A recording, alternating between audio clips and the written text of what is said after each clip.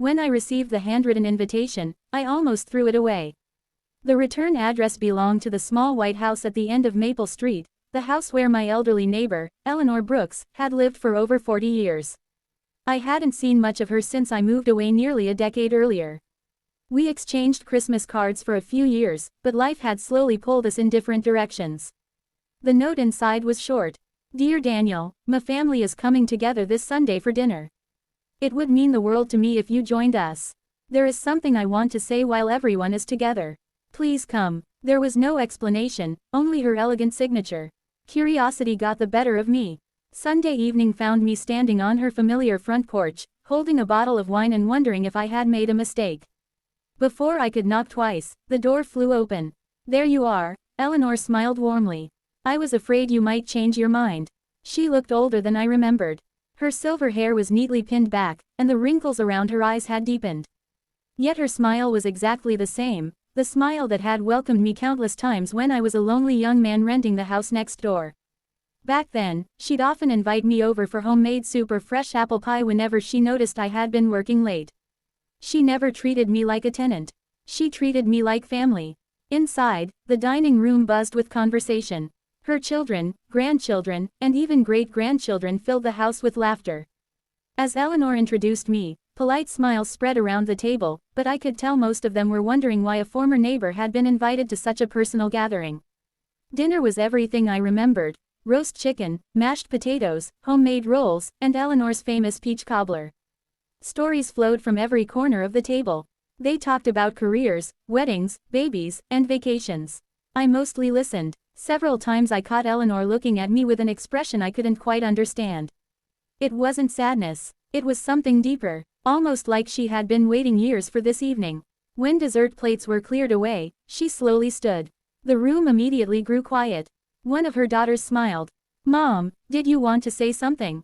Eleanor rested both hands on the back of her chair. For a long moment, she simply looked around the table at the people she loved. Then her eyes settled on me. I've kept something to myself for more than 30 years, she began softly. The room fell completely silent. I don't want to leave this world carrying regrets. Her eldest son exchanged a puzzled glance with his wife. Eleanor took a slow breath. She pointed gently toward me. This man, every pair of eyes turned in my direction, is the man I should have married. The words landed like thunder. Forks froze in midair. Someone dropped a glass. I felt every heartbeat echo in my chest as stunned faces shifted between Eleanor and me. Because until that moment, I had no idea she had ever loved me. The invitation stayed on my kitchen counter for 3 days before I finally made up my mind. Every morning I looked at the neat handwriting on the envelope, and every morning I wondered why Eleanor wanted me there after all these years. We had never argued. We had never had a falling out. Life had simply moved on, as it often does. I changed jobs, moved across the state, and became busy chasing promotions that never brought the happiness I expected. Yet seeing her name stirred memories I hadn't visited in years. When I was 28, I rented the small blue house next to hers after my engagement unexpectedly ended. I didn't know anyone in the neighborhood and spent most evenings alone. Eleanor was already in her 60s then, living by herself after losing her husband several years earlier. She somehow noticed everything. If my porch light stayed on until 2 in the morning, she'd leave fresh muffins outside my door with a handwritten note that read, "Working too hard again." If my lawn grew too long because of business trips, I'd come home to find it freshly cut. When I tried to pay her, she'd simply laugh and tell me that good neighbors didn't keep score. Over time, our conversations became part of my routine. I'd fix a loose fence or replace a broken light bulb around her house, and she'd insist I stay for coffee afterward.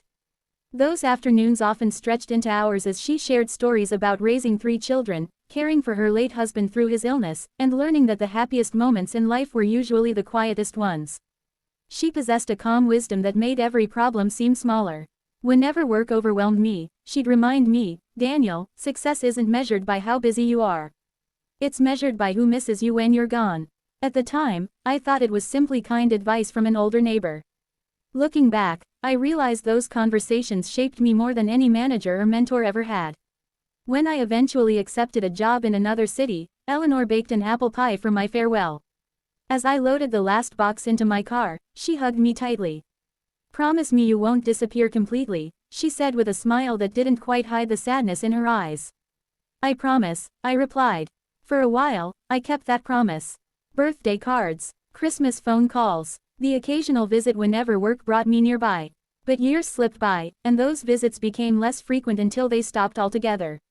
Now, holding her invitation in my hands, I couldn't shake the feeling that she wasn't inviting me to dinner simply to catch up. There was something important she had carried for years. Something she wanted her family, and me, to hear before it was too late. I had no idea that accepting that invitation would change the way I remembered the past forever. The silence that followed Eleanor's words felt endless. No one spoke. Her children stared at her in complete disbelief, while I remained frozen in my chair, convinced I had misunderstood what she had just said. Eleanor, I finally whispered, what are you talking about? She smiled sadly. I'm talking about the biggest regret of my life. Her oldest daughter, Margaret, looked from her mother to me. Mom, are you saying you and Daniel were in a relationship? Eleanor gently shook her head. No, then what do you mean? She took a slow breath before answering. I loved his kindness long before I ever admitted it to myself. The room remained perfectly still. I was already a widow when Daniel moved in next door. I had spent years believing that chapter of my life was over. Then this young man arrived carrying too much sadness for someone his age. I lowered my eyes, remembering those difficult months after my broken engagement. I watched him leave before sunrise and return long after dark. He smiled at everyone, but I could tell he was lonely. A few family members glanced at me with softer expressions. So I started baking extra pies, Eleanor continued with a quiet laugh. It seemed easier than asking if he was all right. Several people around the table smiled. He fixed things around my house without ever expecting payment. He carried groceries when my arthritis became worse. Every snowstorm, my driveway was cleared before I even woke up. She looked directly at me. You never realized how much those little acts meant. I swallowed hard. I was just helping a neighbor. I know, she replied. That's exactly why I admired you. Her grandson leaned forward. So why didn't anything ever happen? Eleanor folded her hands together. Because I convinced myself people would judge us.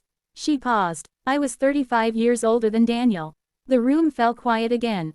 I worried people would think I had lost my mind. I worried my children would feel embarrassed. Most of all, I believed he deserved someone younger, someone who could give him the future I no longer could. I couldn't find the words to respond. The truth was, I had never once imagined Eleanor felt that way.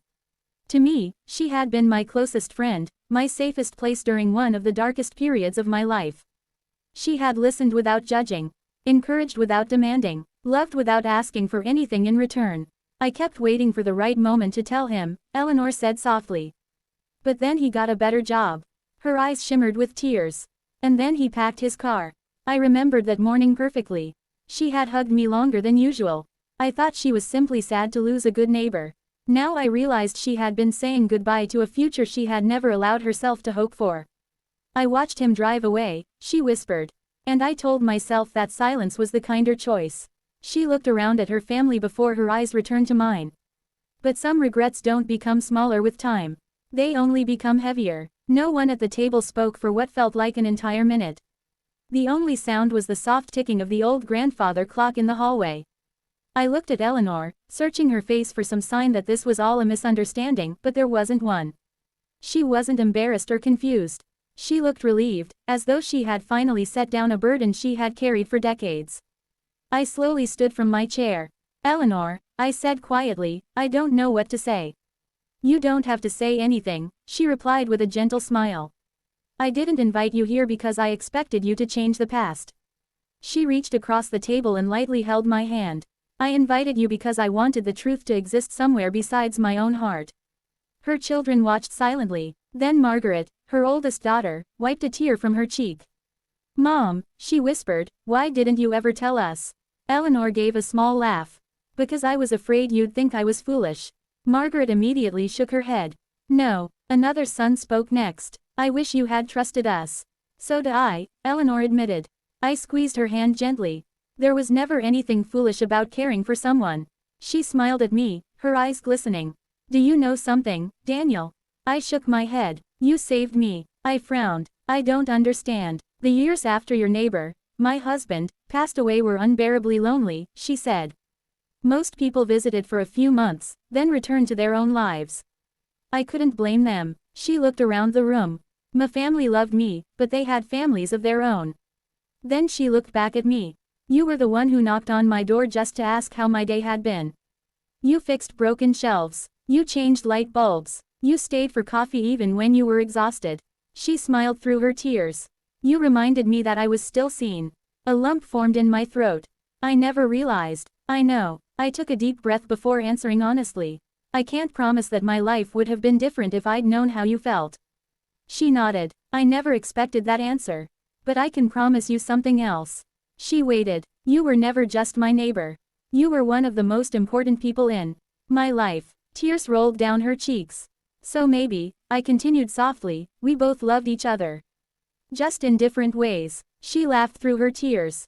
I think you're right. Around the table, the tension melted into quiet understanding.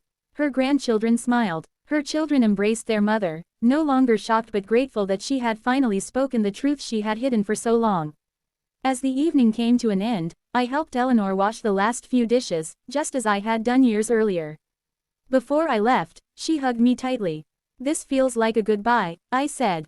She smiled gently. No, it's a thank you. Driving home beneath the stars, I realized that love isn't always measured by the years people spend together. Sometimes it's measured by the kindness they quietly give each other, the moments they never forget, and the courage to finally speak the words that have waited a lifetime to be heard.